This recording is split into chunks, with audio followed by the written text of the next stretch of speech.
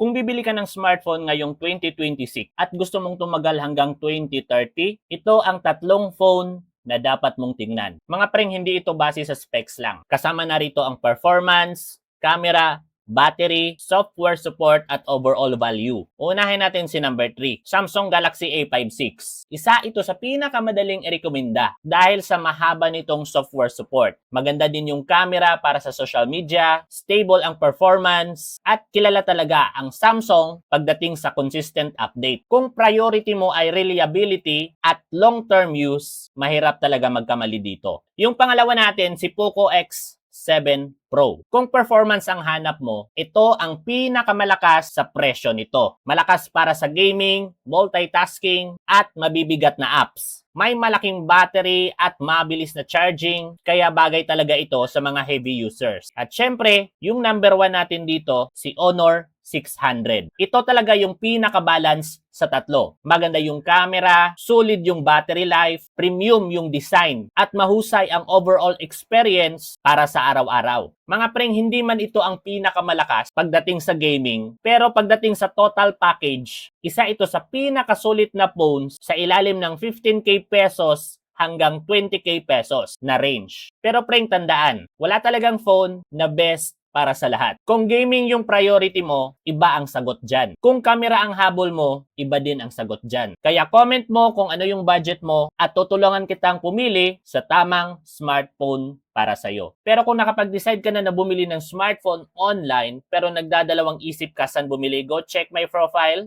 Check my bio, nandyan na lahat ng official and legit store online na pwede mong pagbilhan ng paborito mong smartphone or tablet. And take note, baka sale sila ngayon, baka may pa-free shipping, baka may discount or freebies. Go check my bio now and nandyan din yung mga top-rated smartphone accessories na posibleng magagamit mo sa iyong araw-araw. So go check my bio now and again mga preng, kita-kits sa susunod na video, follow for more.